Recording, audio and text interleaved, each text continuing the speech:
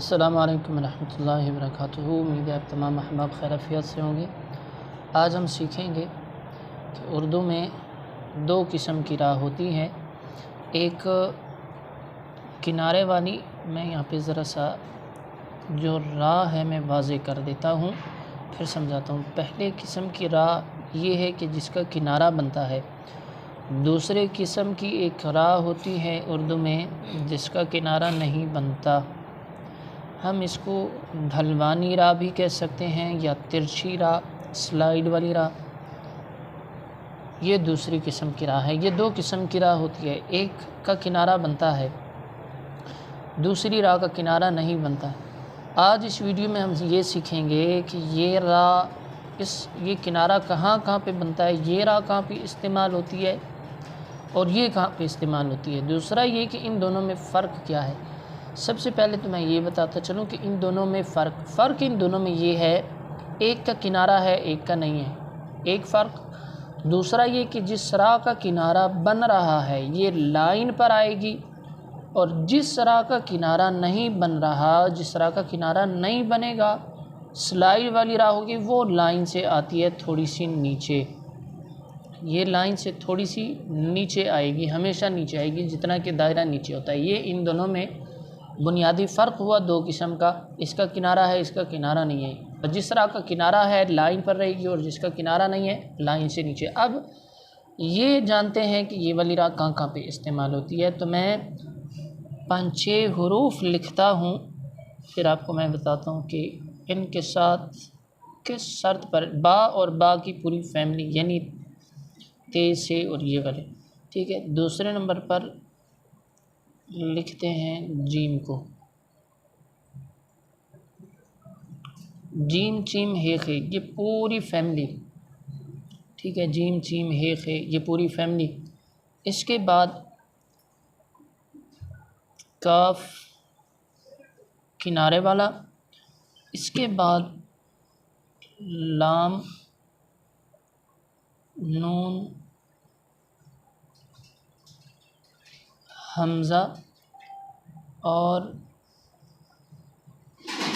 या, ये टोटल जो है 7 हरूफ बनते हैं। आप इनको याद कर लें। ये टोटल जो है 7 हरूफ बनते हैं, 6 और ये 7, ये टोटल 7 हरूफ बनते हैं। इन हरूफ के बाद, इनके मुत्तसिल बाद अगर रा आ जाए, मैं यहाँ पे रा कह रहा हूँ, रे होती है उर्दू में, इसको रे कहते हैं। मैंने चूँकि मदरसे पढ़े तो इस वजह से मुझे अदायगी में बार बार रा निकल जाता है। इनके फ़ौरन मुत्तसिल बाद अगर रा आ जाए, ठीक है, तो किनारा बनेगा। मैं मिसाल भी देता हूँ, समझाता हूँ। पहले नंबर पर बे या बे की फैमिली में से कोई हर्फ आ जाते है, उसके बाद रे आ जाती है, तो किनारा बनेगा।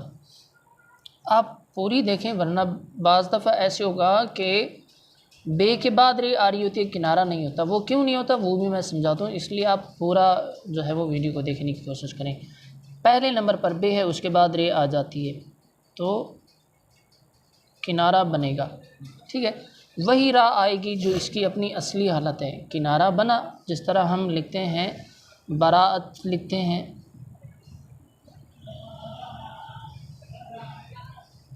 बराअत, लफ्ज़ लिखा, ठीक है।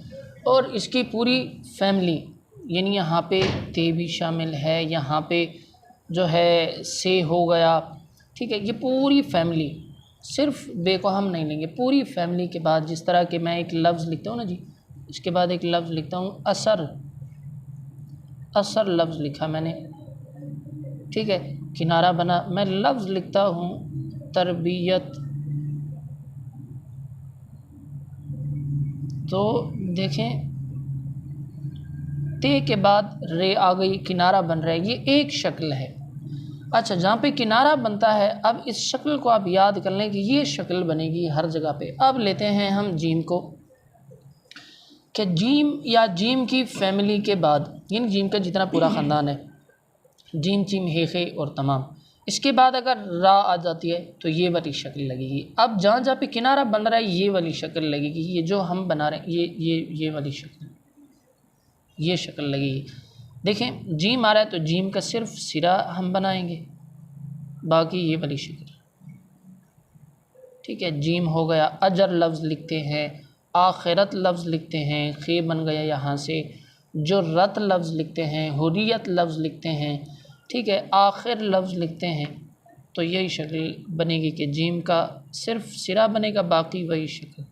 अच्छा, ये शक्ल बनती कैसे है? ये दो रा को इकट्ठा किया गया है। एक ये, इससे पहले एक रा लगा लें, एक रा और ये दूसरी रा, ठीक है। ये जो है शक्ल बनती है किनारे वाली रा की। तो जीम की फैमिली के बाद भी देखें ये जो है किनारा आएगा, शर्त ये कि जीम पहले नंबर पर हो, दूसरे नंबर पर रा आ रही हो, ये वाली शक्ल बनेगी जीम का सिर्फ सिरा। इसके बाद आते हैं काफ और लाम को मैं यहाँ पे छोड़ रहा हूँ, ये मैं बाद में बताता हूँ कि काफ लाम को मैंने क्यों छोड़ा। नून अगर आ जाता है बिल्कुल यही शक्ल जो है वो बनेगी, सिर्फ ऊपर एक नुक्ता लगा लेंगे, ऊपर एक नुक्ता लगा लेंगे। वही बा और रा वाली शक्ल है, सिर्फ ऊपर नुक्ता लगा लिया, ठीक है, नून और रा बना, ठीक है। इसी तरह हमज़ा अगर आ जाता है रा से पहले, यही शक्ल है, ऊपर छोटी सी अलामत जो है वो हम हमज़ा की लगा लेते हैं, ठीक है। मैं एक मिसाल के लिए लफ्ज़ भी लिखता हूँ कि ये आ सकता है, जैसे कि मैं लफ्ज़ लिखता हूँ ज़खायर, ठीक है। तो फिर आप यहाँ के लिए परेशान ना हो जाएं कि यहाँ पे कौन सी शक्ल बनानी है, यही शक्ल बनानी है, एक रा दूसरी रा, ऊपर सिर्फ अलामत हमज़ा की लगा लेनी है, यहाँ पे भी यही शक्ल बनती है, यानी रा का किनारा बनता है।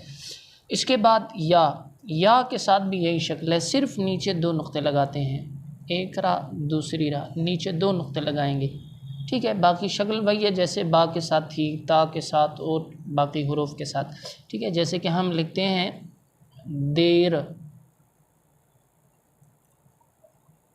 ठीक है, देर लफ्ज़ लिखते हैं, या देरीना लफ्ज़ लिखते हैं, तो यहाँ पे भी किनारा बनेगा। अब इसका एक उसूल आप जहन में याद रख लें कि ये किनारा तब बन रहा है जब ये हुरूफ पहले नंबर पर आ रहे हैं। अगर दरमियान में आ जाएं ये वाले हुरूफ, तब ये किनारा इसका ख़त्म हो जाएगा। जैसे बा के फ़ौरन बाद रा आ रही है तो किनारा है, ठीक है, लेकिन यही बात दरमियान में आ जाता है। जैसे कि मैं लिखता हूँ ज़ेबरा,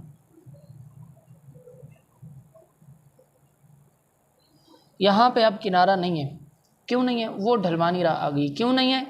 क्योंकि हमने ये पढ़ा है कि ये पहले नंबर पर हो, बा पहले नंबर पर नहीं है, ठीक है। पहले नंबर पर बा होती, दूसरे नंबर पर रे, तो किनारा बनता, जैसे बे और रे, तब किनारा बनता, पहले नंबर पर नहीं है। बीच में एक और हर्फ जो है वो हाइल हो गए, उससे पहले एक और हर्फ आ गए। बाकी हुरूफ के साथ भी यही है।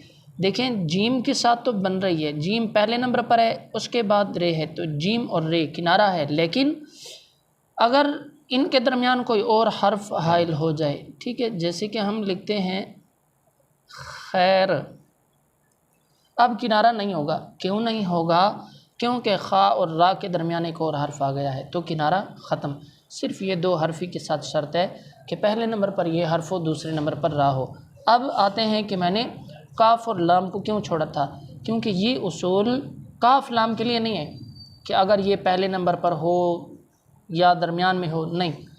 काफ लाम के लिए उसूल ये है कि इन दोनों के बाद जब भी रा आएगी, जब भी रा आएगी किनारा बनेगा। जैसे मैं लिखता हूँ काफ और रा, इनको अलहदा लिखता हूँ। लाम की भी यही शक्ल है, लाम और रा।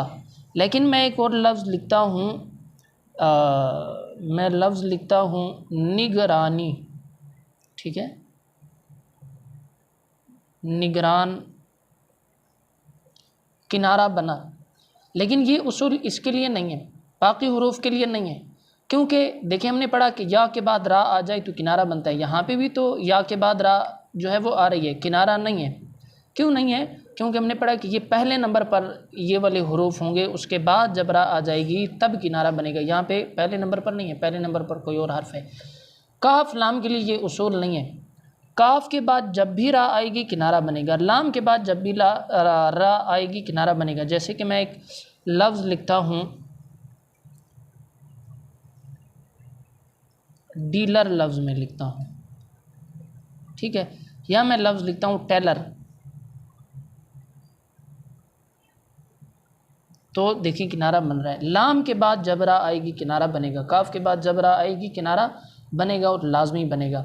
ठीक है, अगर इन जब तक कि इनके दरमियान कोई हर्फ हाइल नहीं हो जाता। दूसरा, जैसे कि मैं लिखता हूँ बकसरत, अब रा का किनारा क्यों नहीं है? क्योंकि काफ और रे के दरमियान एक हर्फ आ गया है। ठीक है, मैं लिखता हूँ दिलेर, मैं एक लफ्ज़ लिखता हूँ दिलेर, अब रा का किनारा क्यों नहीं है? क्योंकि लाम और रे के दरमियान एक हर्फ हाइल हो गया है, एक बीच में हर्फ आ गया है, इसलिए किनारा ख़त्म।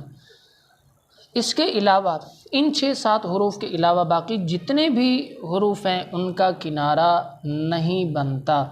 जैसे कि सीन के बाद आ जाए, ठीक है, किनारा नहीं होगा, ये स्लाइड वाली राह होगी, तिरछी राह होगी, इसका किनारा नहीं है, लाइन से नीचे आएगा। स्वाद के साथ कर लें, ठीक है, किनारा नहीं होगा। इसी तरह तोए के साथ कर लें, किनारा नहीं होगा। फ़े के साथ कर लें, किनारा नहीं होगा। क़ाफ़ के साथ कर लें, किनारा नहीं होगा। ठीक है, मीम के साथ किनारा नहीं होगा, हे के साथ किनारा नहीं होगा, ये स्लाइड वाली राह आएगी।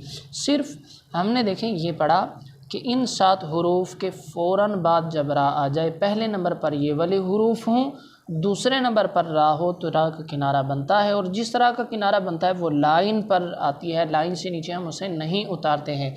सिर्फ काफ और लाम को हमने छोड़ा। काफ लाम को हमने किस लिए छोड़ा? कि काफ और लाम के लिए ये उसूल नहीं है कि ये पहले नंबर पर हो, बल्कि काफ लाम के लिए ये उसूल है कि काफ और लाम के बाद जब भी रा आ जाए, फ़ौरन बाद जब भी रा आ जाए तो किनारा बनेगा, चाहे ये काफ दरमियान में हो या जहाँ कहीं पे भी हो। ठीक है, इसके बाद जो है वो फ़ौरन रा आ रही हो तो किनारा बनेगा। हाँ, जब तक कि बीच में कोई और हर्फ आ जाता है तब किनारा नहीं बनेगा।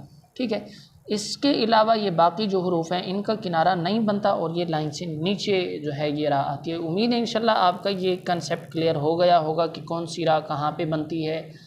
ठीक है, इन दो रा में फ़र्क क्या है, ये सारा कंसेप्ट इंशाल्लाह उम्मीद है आप लोगों का क्लियर हो चुका होगा।